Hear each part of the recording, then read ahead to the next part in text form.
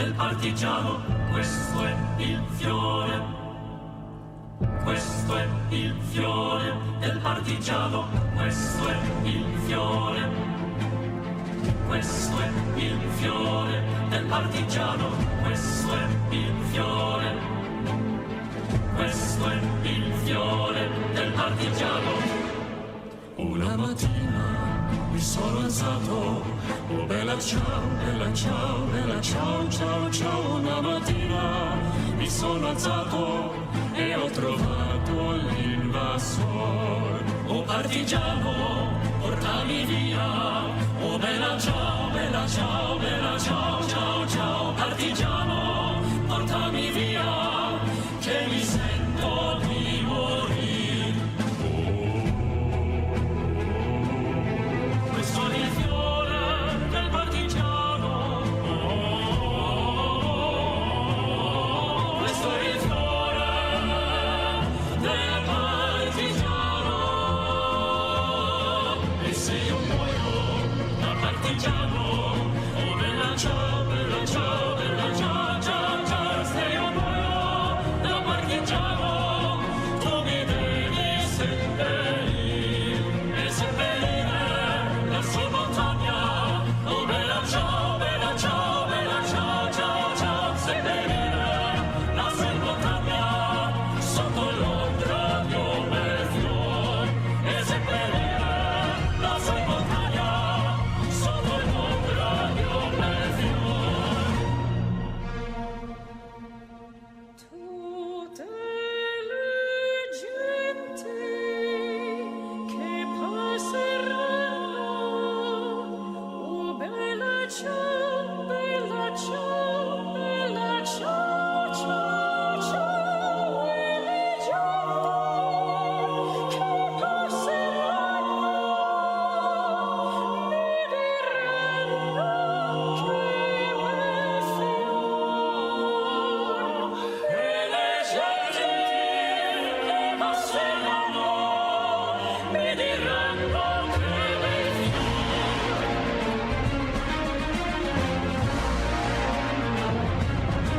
E questo fiore del partigiano, oh bella ciao, bella ciao, bella ciao, ciao, ciao. Questo fiore del partigiano, morto per la libertà.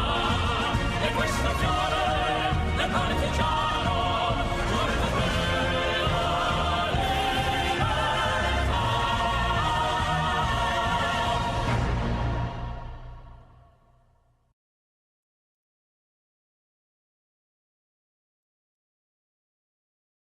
All right. Good evening, everybody. I'm glad you all joined us all tonight. I'm here with NC of the Discord server, Covered Bridge Garden. We're going to be talking a little bit about some classical history and its intersection with the modern day tonight. How are you, NC? I'm good. Thank you for having me, Daedalus. You're very welcome. Thanks for coming on. Uh, so, like the genesis of this whole particular venture was a not uncontroversial, apparently, article in foreignpolicy.com about Mm. Sparta and Spartan history and its evolving historiography. So that was the article I gave us for this to base this discussion off of. So I guess the best place to start is to go ahead and let you kick off with kind of what you thought about what you read in the article. Spartans were losers to begin with.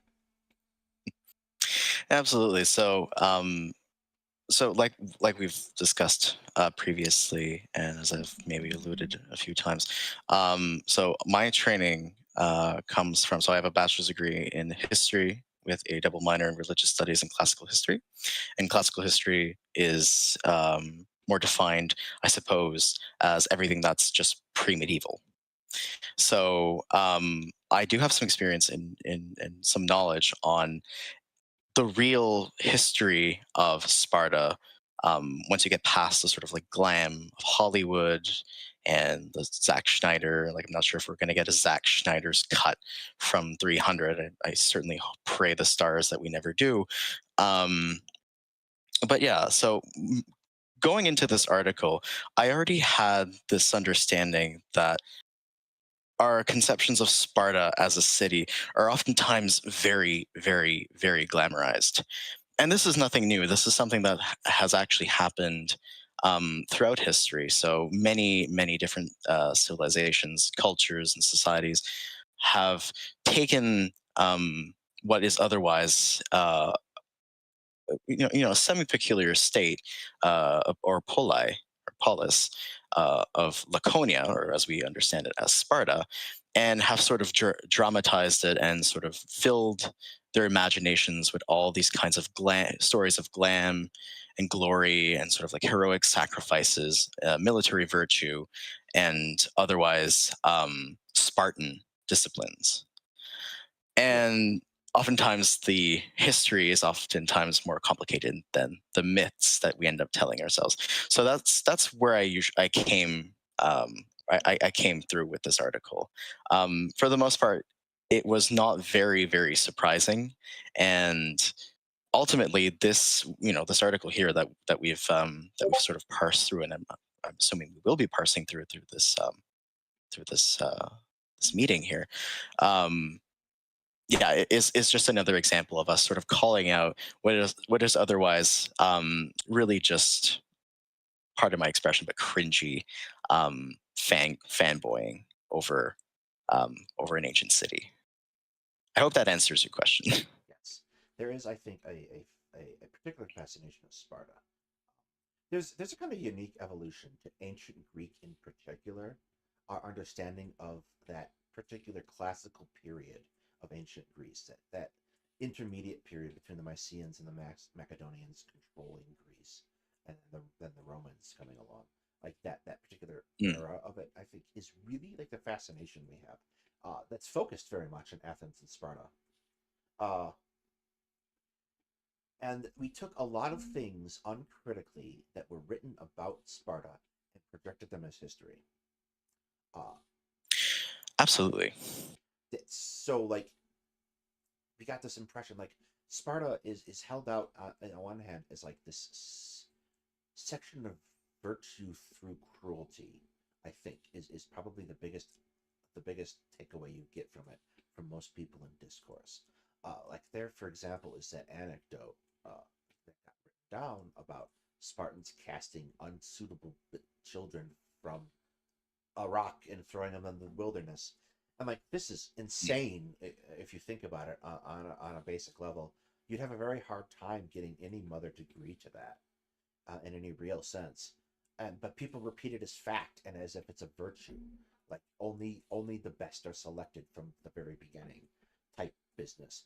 And that I think mm, kind of undergirded the article being written in this particular mm. case. Yeah, absolutely. As just as a small point, I don't want to go on this too much, but you made a very excellent point by saying that a lot of what we know about Sparta is oftentimes mythologized, and I think a big part of that is due to the fact that the Spartans, or as we really should be calling them the Laconians, as they would call themselves, the people of Laconia, we're not a very, as we understand it through modern archaeology, a very materially rich culture. There's very little textual evidence. The Spartans themselves did not write on themselves, whereas by contrast, Athenians are just happily raving about themselves all the time. And so most of the information that we're getting, if it's not material evidence on Sparta, comes from oftentimes Athenian sources. And it's often Athenians who are very influenced by Sparta. So they're part of a very long tradition of laconophilia, so the lovers of Sparta. And Plato actually is part of this tradition, anecdotally. And as a result, what we're getting is oftentimes a very biased view, and these sort of wishful thinking by Athenian thinkers or um, young aristocrats on what the virtues of the Spartan or Laconian experiment really was. Hang on, real quick. Can you hear me now? Let me know, chat. Apparently, I'm very quiet. Oh, okay. Uh, Yes, please do let me know if I'm not audible as well. Apparently, you're fine. Okay. Test, test, test. Yeah, no, there is another. There's a lot of pieces to this. I think that we talk about Sparta in terms of the society, this top-down structuralized society. Um, you have basically in Sparta, you have a class of citizens who make up that particular soldier class that's so beloved of Sparta. I guess is Mhm. the best way to put it. Who are, they own the property, and this gives them the right to stand as soldiers in the phalanx. Then you have the underclass who who are effectively enslaved, but Sparta is Mhm. basically sitting on top of and actually do the the actual work of the city, really, when you get down to it. Um, Mm. so it's a unique relationship. The degree to which I think Sparta is supported by slavery, because slavery is obviously a very common practice in ancient Greece, but the degree to which Sparta is supported by slavery is unique, and um, it's a dynamic you recognize, I think, in history. For example, the Confederacy. The Confederacy invested a considerable amount of. The Confederacy invested a considerable. Let me check the damn microphone again. Did it just do the wrong thing? The Confederacy invested a considerable amount of military force into its efforts to suppress slaves during the Civil War, about a third of its forces when you get down to it. And you see that in Sparta, that their war readiness is less about other city states and more about their own city. Absolutely.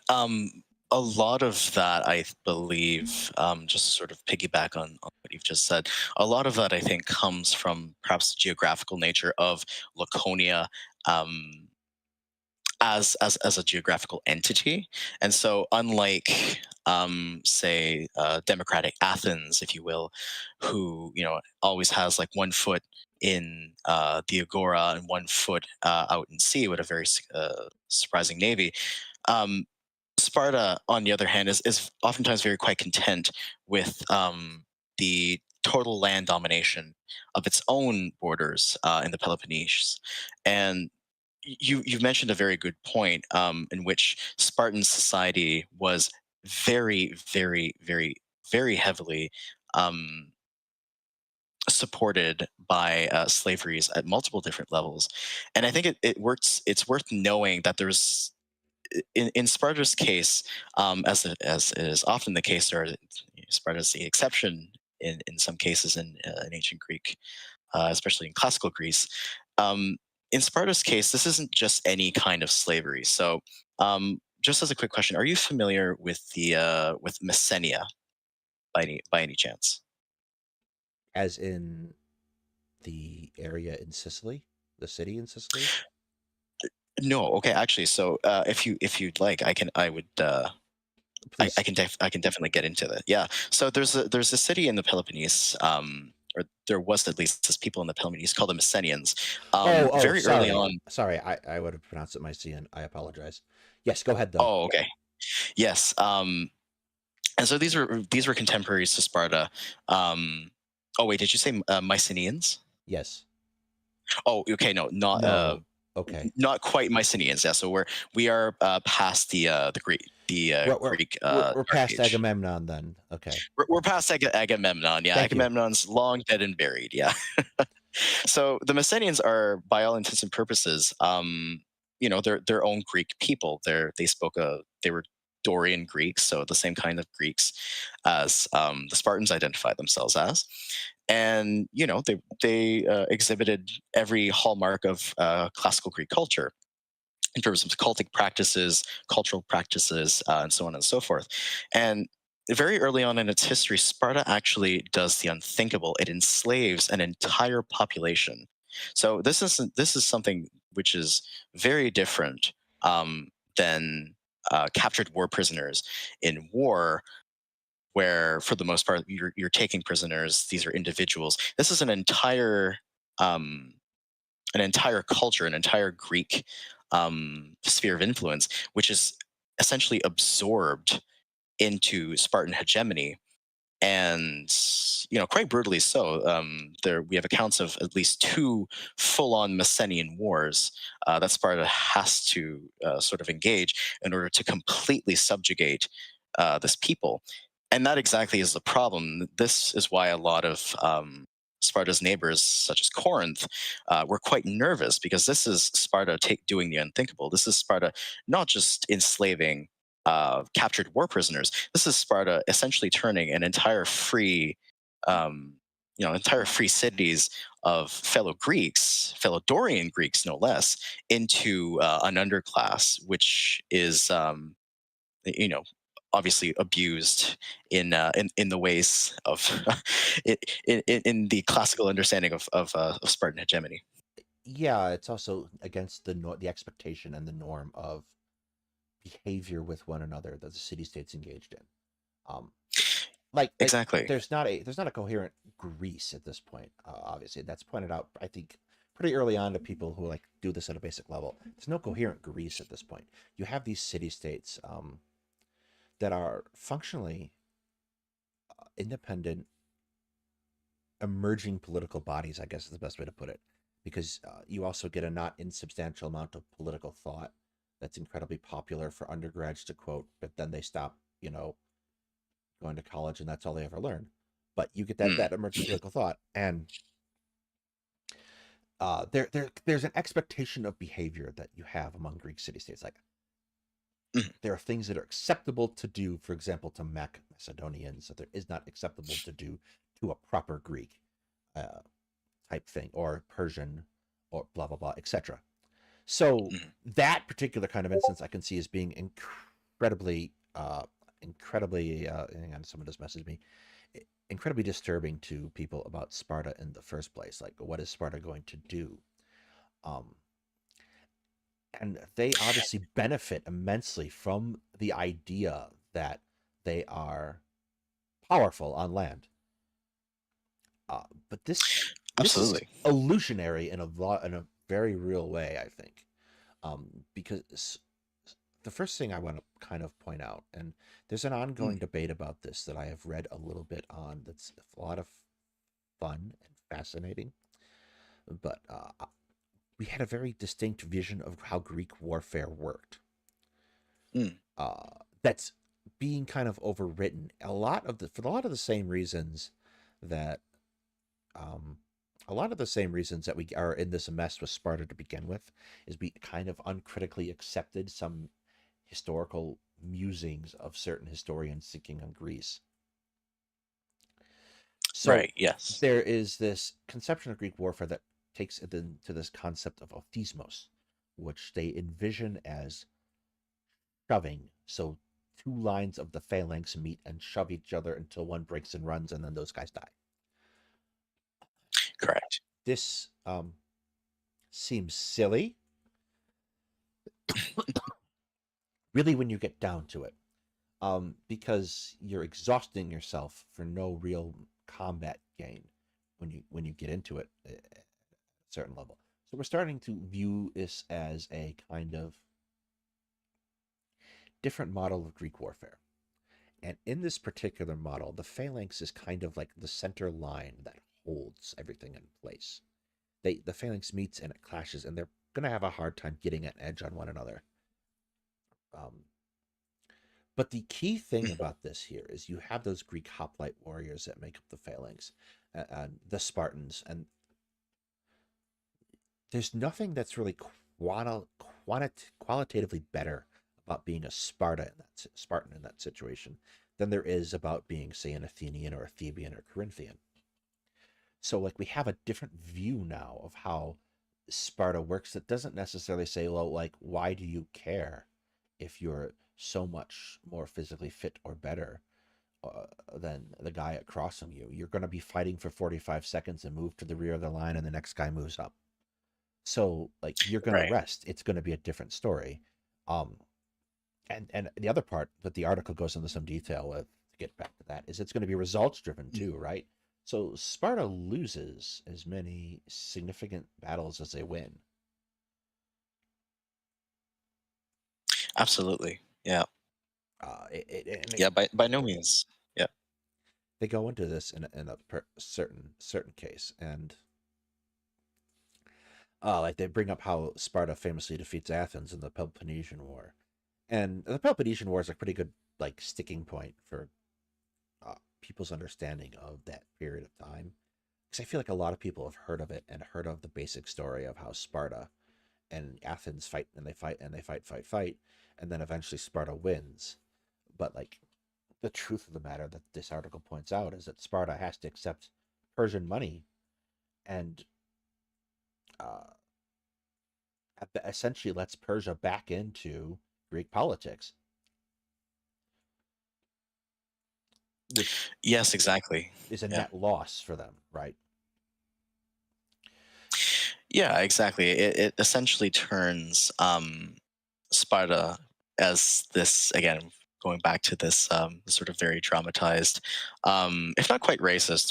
There's a very like if I'm not sure if you've actually read the 300 comics, but there's a very serious undertone of Orientalism and quite blatant racism towards people from like the Middle East or Persia or Asia Minor, as it was understood at that time.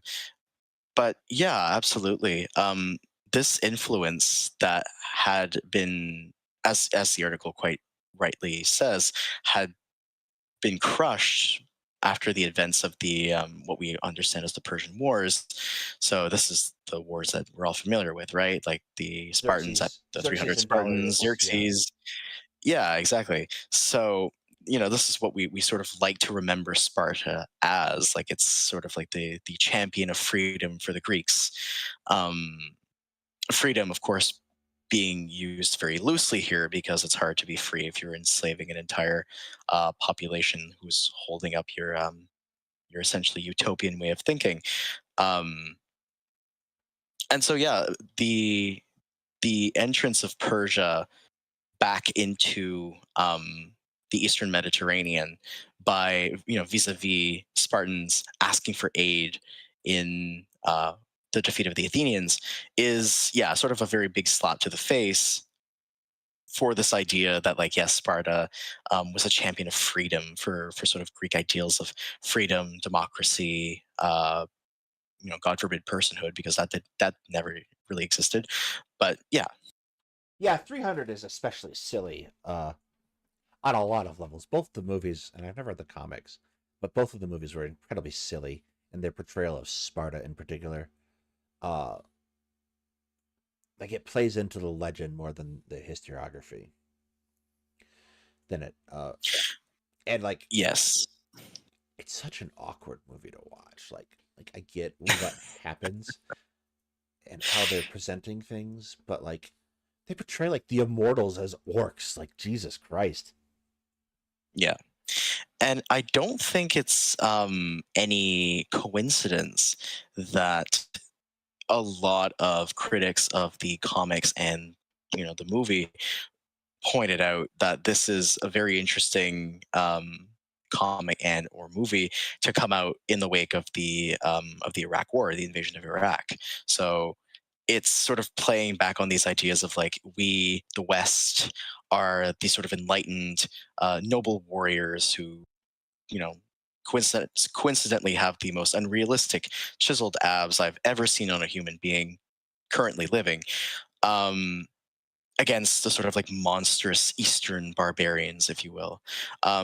And I think that that goes very well in sort of segueing what this article really is talking about, which is the ways in which Sparta as an entity, as a historical entity, has been used and abused to justify a lot of quite frankly very atrocious stuff. So, uh, to kind of get into what happened when this article comes out, because it's been a little while, because our lag time is Mm, pretty impressive here at Two Guys Talking History. mm, To kind of get, although Sparta and Sparta bashing is a timeless topic, so I'm sure we'll be fine. mm. To get into kind of what happened when this article comes out on Twitter, and it starts getting shared around the military community in Twitter, Mm, and uh, and the military historians who kind of also sit there snug as bugs, and it's going back and forth. And it was one of those rare cases because it's actually a not unprogressive space of part of Twitter to actually be in, which surprises a lot of people. But it gets picked up by the statue profile pictures, who are deeply invested in idolizing this sort of thing, and they start arguing with professors of ancient history, most notably, and I'm going to get his name wrong, Raul K. You know him on YouTube as the ditch guy for the Insider videos about movies, ancient warfare movies. Uh, Mm. they start arguing with him, and he's just patience of a saint. This man has going back and forth with these statues, and that kind of brings out like this particular article is calling it out as an artifact of the United States military in particular, and like how how Sparta is viewed in the United States military. And there's a very specific point, and the article brings it up that I noticed. Um, Stephen Pressfield wrote a historical novel called Gates of Fire, which is about Sparta at Thermopylae, which is a weird thing to idolize because they lost like big time, and that's where the story of 300 comes from. Badly mauled, but it comes from. Uh it's a weird thing to idolize because they lost, and it didn't really do anything. You just died. Congratulations. Uh Yeah. but like they have this idolization of Sparta because they view it as a artifact of manliness. And that's weird because it's not like most men today are ever going to pick up a spear. Yeah, precisely. I do find it quite interesting when people refer to Sparta as sort of like this bastion of what we would, they would understand as masculine virtues of like honor and self-sacrifice, and then completely neglect the oftentimes very homoerotic nature of what being an actual Spartan soldier actually was.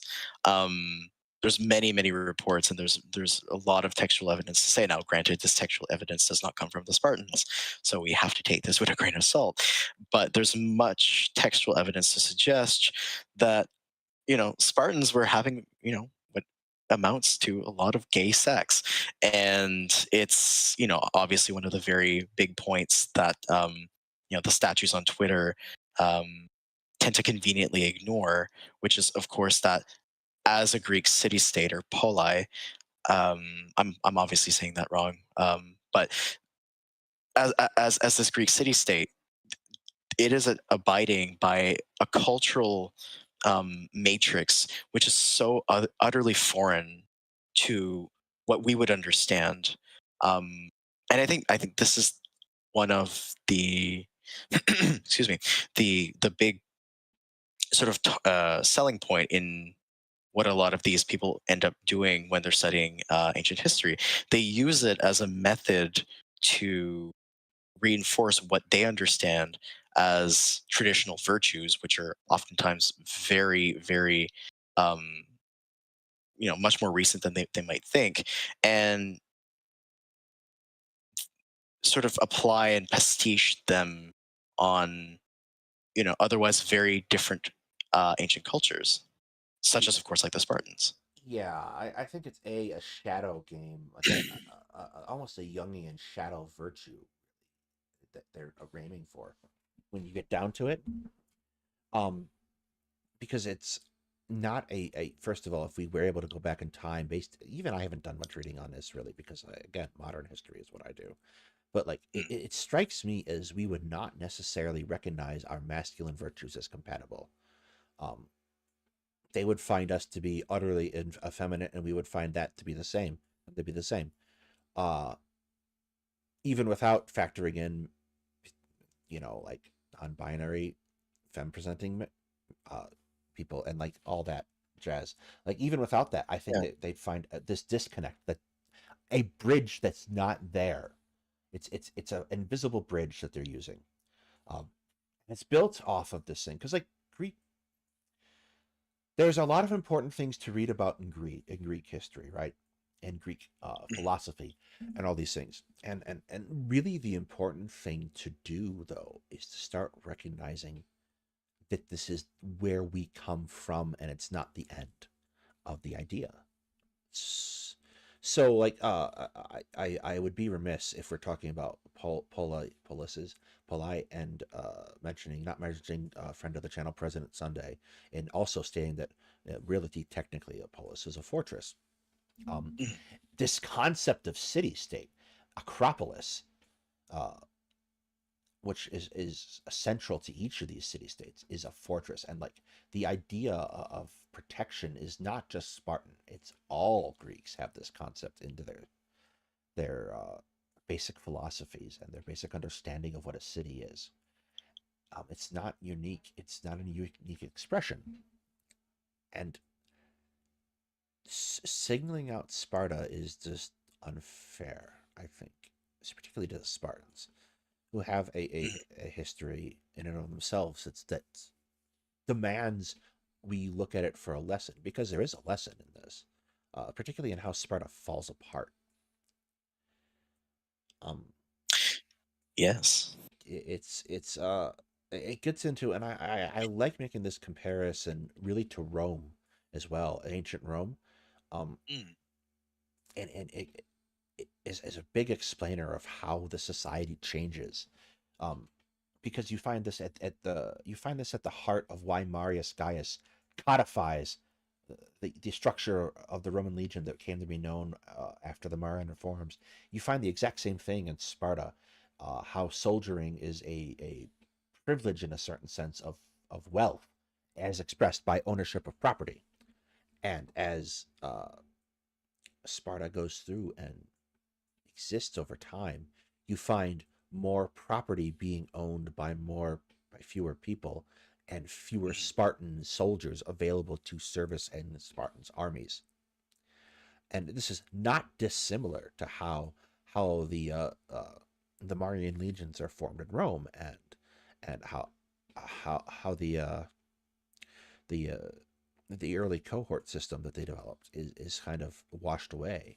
Is you had that property requirement, and you had fewer and fewer people who met that requirement, which required you uh, have to have people in your armies who didn't own property, Mm. or to have smaller armies. And Rome decided to go with the former rather than the latter.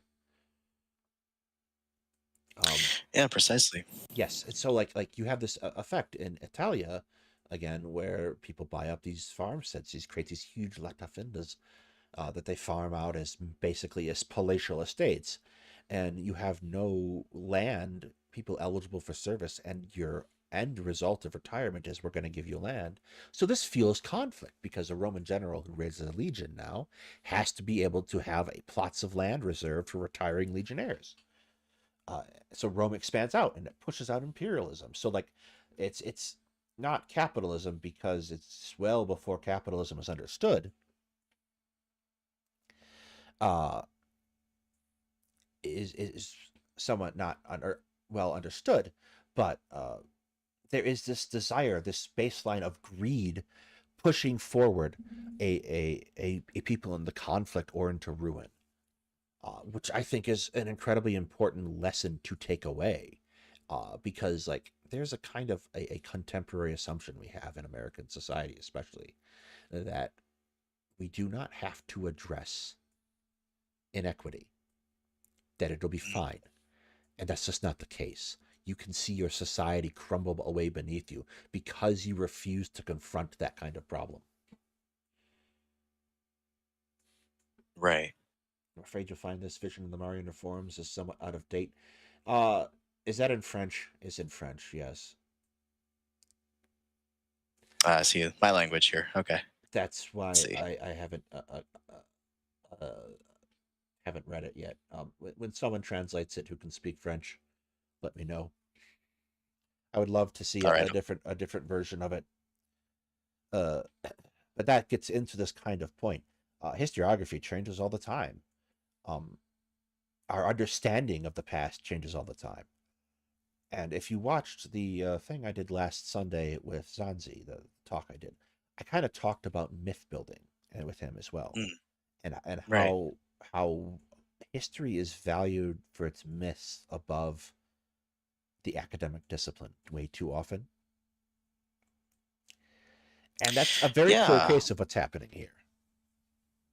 absolutely. I think it's worth pointing out that this understanding that we have on history, that it has to serve um, a particular form of um, academic credulity, where we need to know how events happened, how these events affected others, what these events really meant. Did these events actually really happen? This is a very new conception on how history is made and how history is studied. For the most part, this was not something that even ancient chroniclers, contemporary to Sparta, were doing. It was not a question of retelling the events as they really happened, but more so to create myths, stories, or allegories. Now, I'm paraphrasing, of course, and I'm definitely exaggerating here, but to make stories that can then be passed on and that hold certain purpose. Yes. Real quick, Mr. Devereaux, I I had a brain fart. I see you're in chat. If you'd like to join us, um, I'd be absolutely tickled pink. Yes, please. The author of the article is here. So oopsies. I got slightly more notice than I thought I would today. Oh, wow. Oh, fantastic.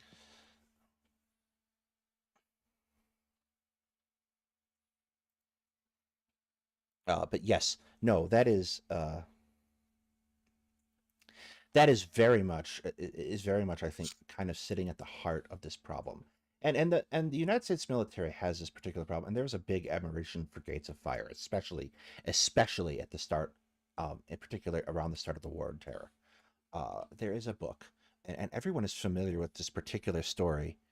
Um, Everyone is familiar with this particular story uh, because it's the basis of Generation Kill, uh, which was a very popular Showtime miniseries about the invasion of Iraq from the perspective of a particular Marine Force Recon platoon.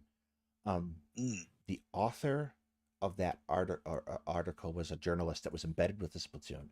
The commanding officer of the platoon, a Lieutenant Nathaniel Fick, was the also wrote a book called One Bullet Away, which talks at significant length about his training as a Marine officer, and in particular his own background as he studied the classics at Dartmouth. mm, Um, he studied the classics at Dartmouth and then turned around and he went to OCS and became a Marine officer. And he was very much inspired by this particular book, Gates of Fire, and as it forged his ethos into how he kind of viewed himself, at least according to his account. oh, So wow. Interesting. that is kind of like where it comes out, and that's like I got that book for Christmas from my dad well before Generation Kill really kind of hit the public consciousness. It was really big for us as cadets in ROTC though, watching Generation Kill at the time, because like our instructors turned around and said, yeah, this is a pretty good accurate representation of what's happening over there.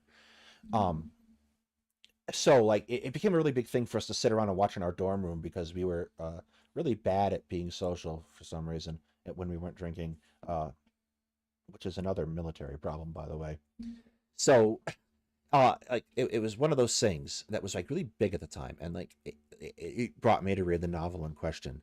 And like the thing that's happened as I've gone in further in my education and gone on to do more things and realized just how weighted that story is against us is like how weighted it is against truth is just really remarkable to me. And that's kind of at the heart of what we're trying to do here on the channel, to get into historiography and bridge the gap between what scholars are thinking as best as we're able, and what's really out in the public consciousness. And this is Yeah. a good as place as any to do that. because like uh, how we think about the occupation of arms is important, and how they think of themselves is important. And uh, I feel like Sparta, even Athens, isn't really a good way to go about this. Like a good role model. Like I think you very famously, John Green does a fantastic bit about Miletus in in his uh, in his history section on YouTube, talking about Mm. this city in the Peloponnesian War that the Athenians roll up on, and like, we don't want to fight, please don't hurt us, and they just kill him and enslave him anyway. Like, this is an incredibly alien and kind of brutal society in a very real way. Even if you have that particular even if you have that particular background, it just is difficult. Uh, Mhm.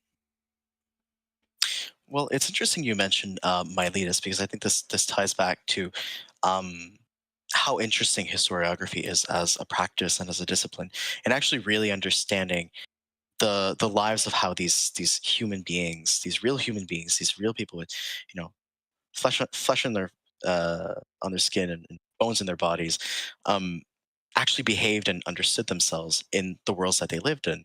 So we just mentioned the destruction of Miletus. And oftentimes, this is just a very small anecdote. I'm sorry, I don't want to take too much time, but this is for them what a lot of historians, and especially a lot of historians of theater, consider to be the beginning or the inspiration between, um, for rather Euripides, the sort of enfant terrible of Greek tragedians. I'm sorry, my French is coming out tonight. In his play, The Trojan Women, in demonstrating that like we as Athenians need to reflect on what we've just done to the people of Miletus. Now, of course, the story gets a lot more complicated. Um, Athens is perfectly fine doing the same thing as it did to Miletus to the people of Hysiae a few months earlier, or a few months or a few months later. I'm not quite sure. Um, so this is obviously, a very different world, but it does demonstrate that there are people in this society, there are people in this sort of very strange past that are looking at the actions that are being taken in the present, and they are looking at it critically, at least to some extent, at least in the ways that they can understand it and they can make sense of it. And that I think is a very humanizing thing. And I think it's the wonders of really looking into history and understanding that this is nothing more than the story of us as people, as human beings, as Homo sapiens. uh, yes, thank you, Titan, for letting me know. Hooray, we've reached 300 subscribers. Wonderful. I can't tell you how irritated I was when we set at 299, 298 for a week. I'm like, come on, seriously. Thank Congratulations. you. YouTube will give me the freaking badge now, maybe. Anyway, no, yeah, I think you're absolutely right. There is a lot that gets there is a lot that gets put into put aside, I think, particularly because we ignore portions of history, and then that turns around into the discourse, and then it turns into a round of discourse and did you know? And they do this thing, and then a historian goes, "Yes, I did in fact know, but no one listened to me when I wrote it in a paper 3 months ago." Um, Indeed. and there's kind of the rub the rub of this particular problem. Uh, you have people who are so invested in this defense of Sparta, or any of these things, and like, it ignores that there were people at the heart of all this. Like Sparta has a tiered system of slavery that's a little much in my book, especially for the time.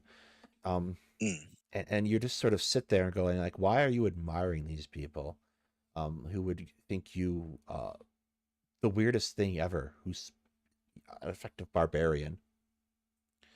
Mhm.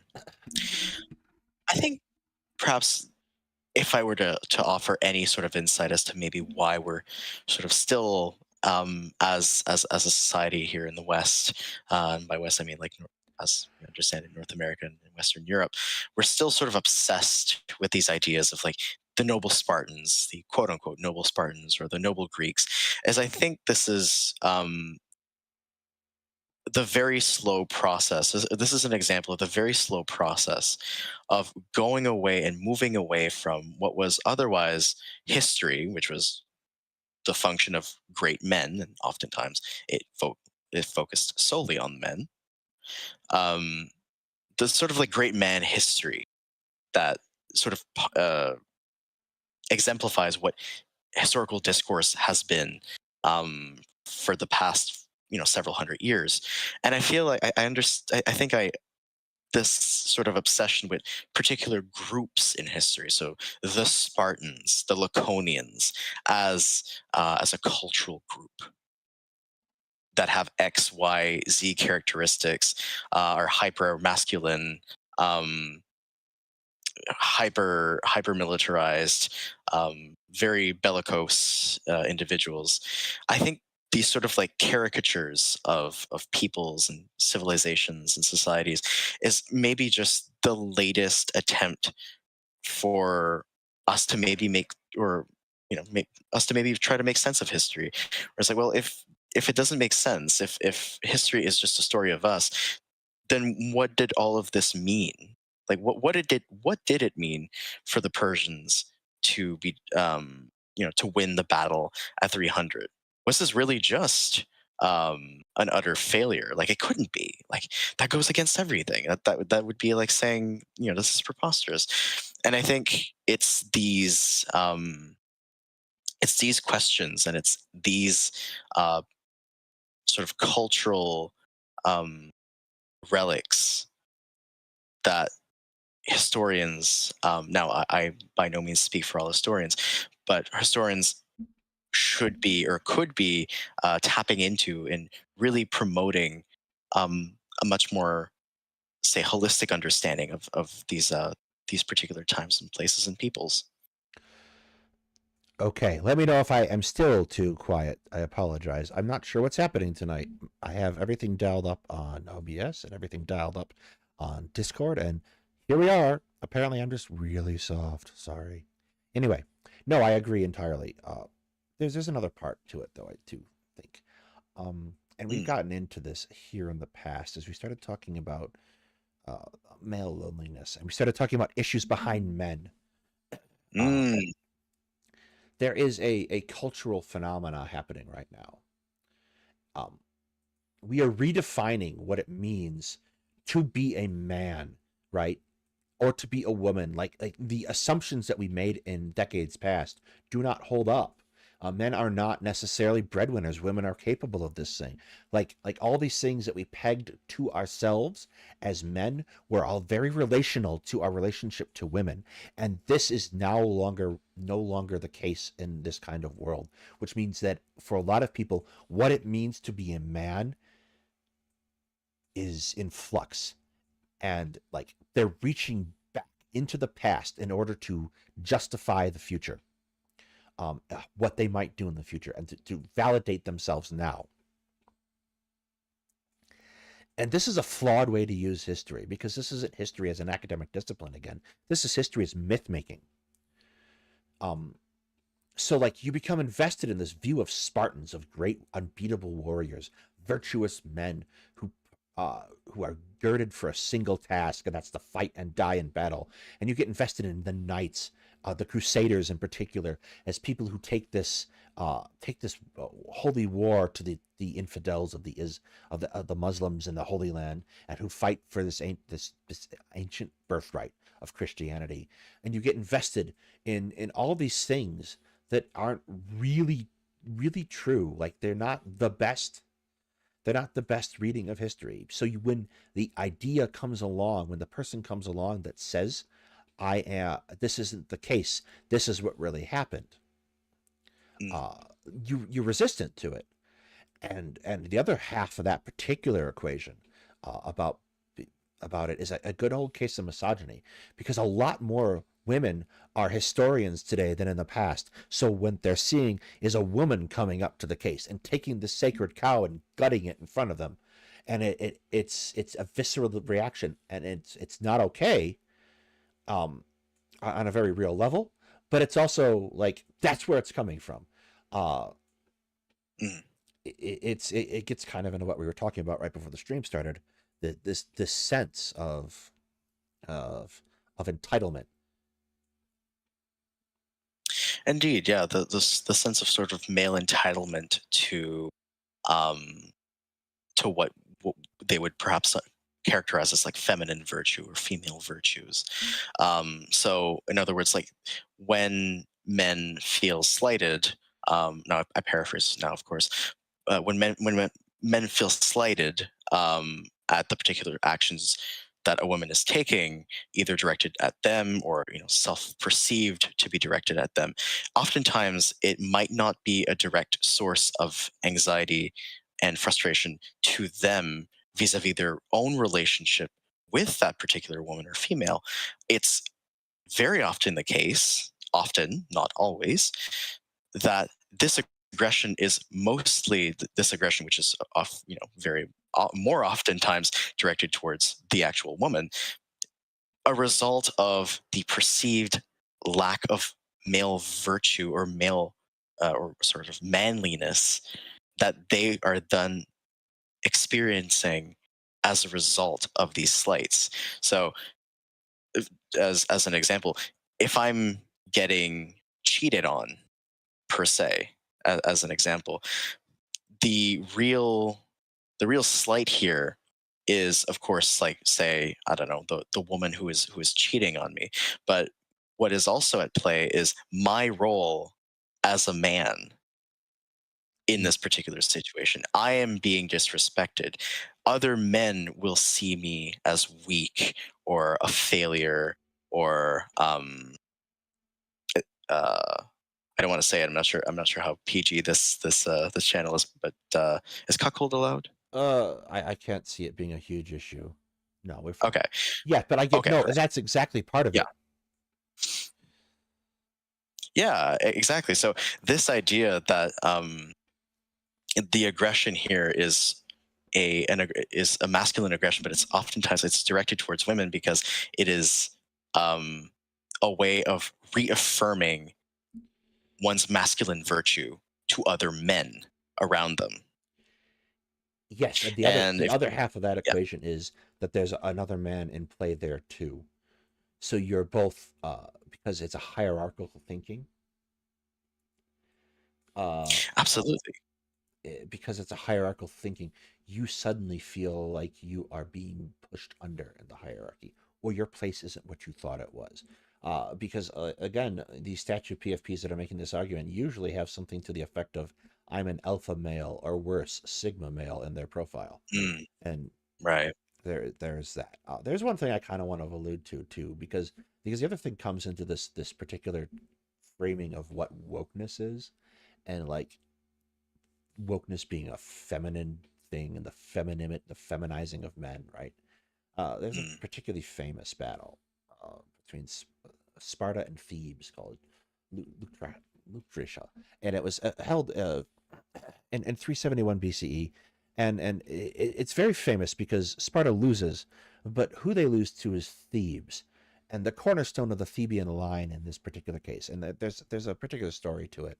It's fairly famous in basic military history, is that the Theban sacred band is leading the fight for the Thebans on their strong side against the Spartan strong side, the right of the phalanx. yeah. So they push their best fighters into against what's theoretically the Spartans' best fighters, and the Theban sacred band rolls the line up, and Sparta's allies flee the field. Right. So the unique thing about the Theban secret band is it's purported to be a special unit of 300 men who are 150 pairs of gay lovers. Hmm. So literally, it's the woke mind virus pushing back this manly, virtuous Sparta. It's a great metaphor for the entire situation. Um, Indeed. Yeah, absolutely. And it just goes to show that if these statue profile characters are actually doing history right, and by that I mean not being selective and cherry picking the kind of historical sources that they're basing their opinions on, they would understand that actually the world that they idolize might be much more similar to how they are actually living than the ideals that they want to present themselves as. Yes, I think you went to say the world that they disdain. Um, Oh, yes, yeah. yes, no, yes, absolutely. It's almost a form of presuppositionalism, really, when you get down to it. Um, that just Mm, drives this problem. And it has a real consequence, I think. Like, there's a degree to which introspection is important. Um, and that doesn't happen if you presuppose the virtue of the problem, the virtues of the Spartans as being what we think they are instead of what we actually can peg for them. That was a bad choice of words. I'm sorry. And like, bad but accurate. there's a degree, and this particular article points it out, I think, really well, is that why does the military have these effectively people who are no better than anyone else um, as role models? And it's this presupposition that we walk into talking about the story of Laconia with. Um, Yeah. and it's not an inspiration. And there's another part like it's static. It doesn't change, and that's not how history works. History is about revision. It's about learning new things. Um, Absolutely. and it doesn't and like the real like end of Sparta comes from Alexander, and not even from Alexander. It comes from one of his generals, who in his spare time marches down from Macedon to crush Sparta and succeeds. And it's never again a real contender for any kind of power uh in the ancient world ever again. The Macedonians control it, and then the Romans control it. And that's the end. That's like basically like bye bye Sparta. Yeah. And the fact that it comes from Macedonians is so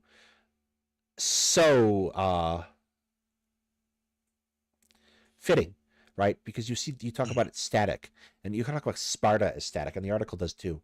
How Sparta doesn't innovate, and like here's the Macedonians who are innovating.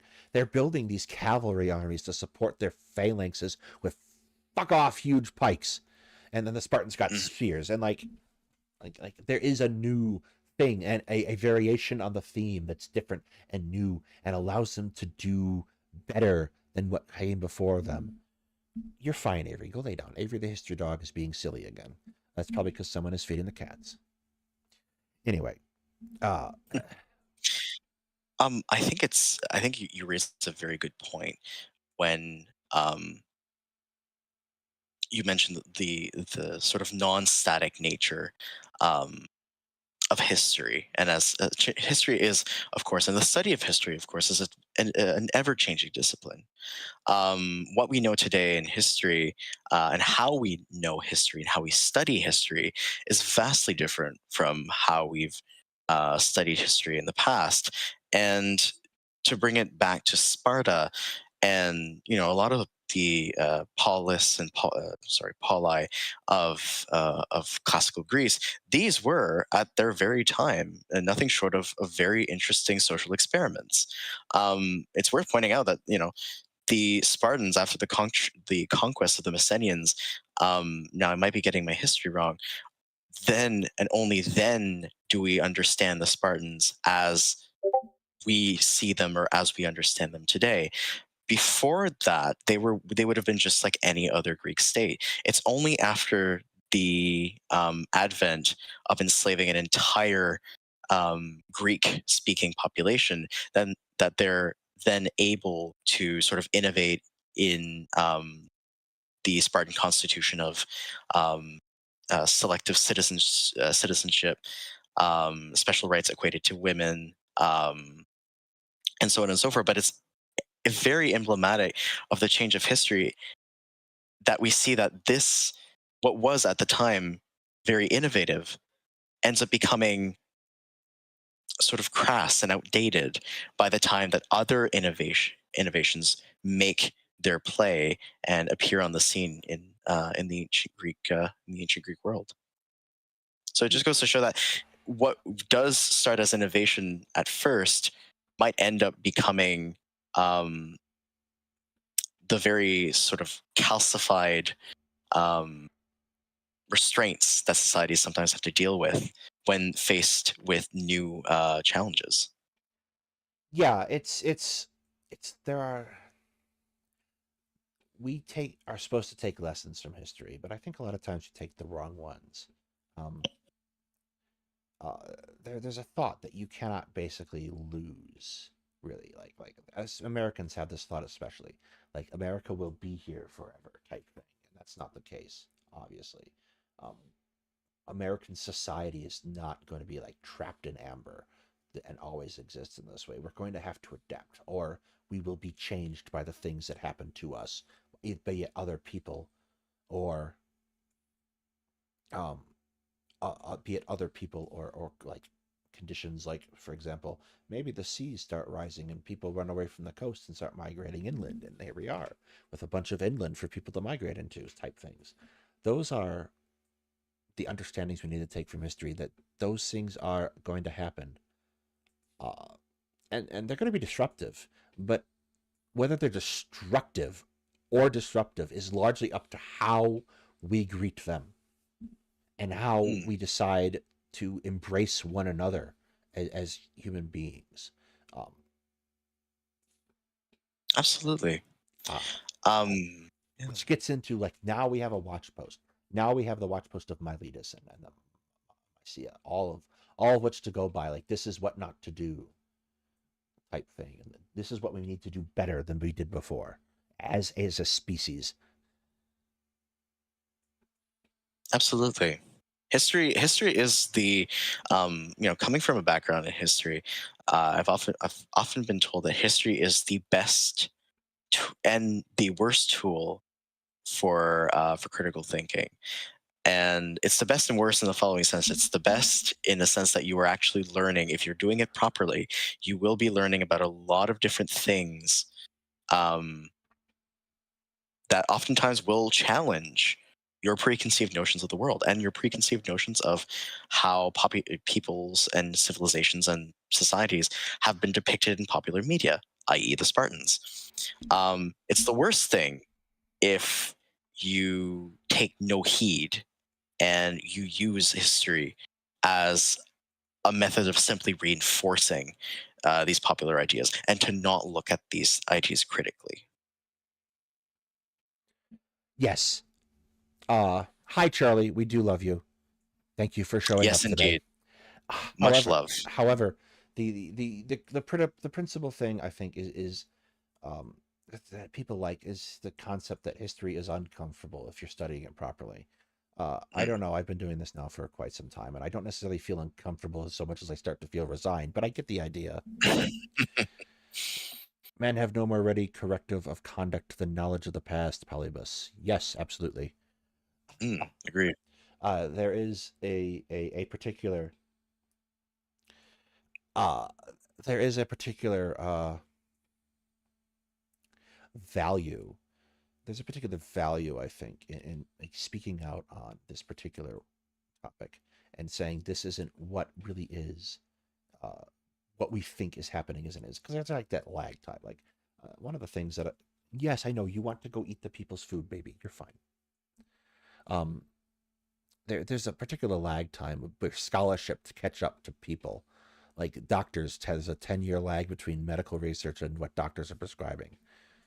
Uh, and you have a Yeah. very similar problem in history, except I think it's like you're trying to push water up a hill in certain senses. Uh,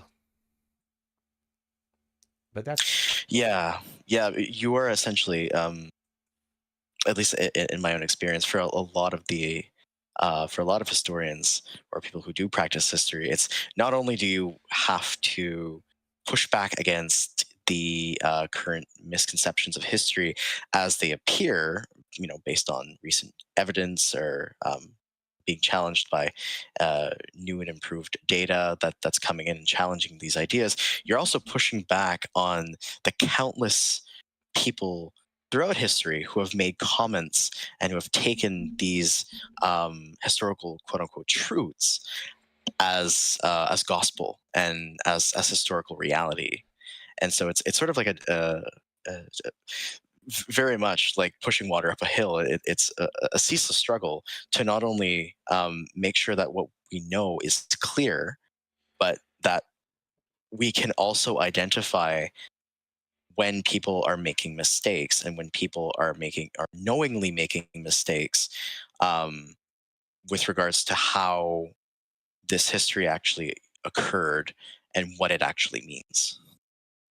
Yeah, there is uh how do I put it?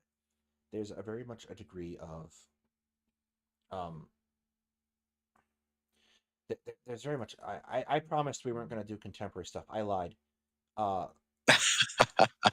I've sort of been sitting in the middle of this giant shit show of people arguing about Hamas and Palestine and Mm, Israel and what is an Israeli and all this jazz and reaching back for a lot of really biased history.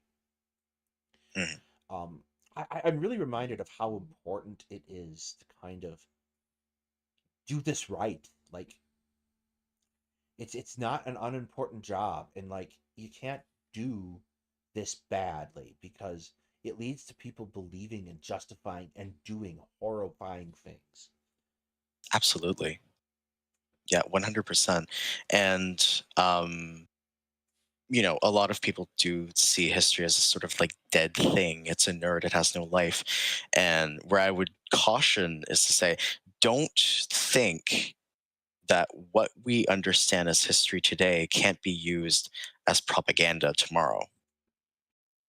Uh, It's v- yeah, it's absolutely, very yeah. Yeah, it's absolutely. very oh sorry. No, absolutely. Yeah, it's very critical that we understand history not necessarily properly per se, but we understand what really happened, and we're continuously critical of the information that we're receiving, because otherwise we do get things like in this article where we have people on January 6th storming the Capitol, invoking the images of Sparta. Um, to sort of back up their preconceived notions of what they understand to be them trying to achieve some sort of freedom, maybe question mark.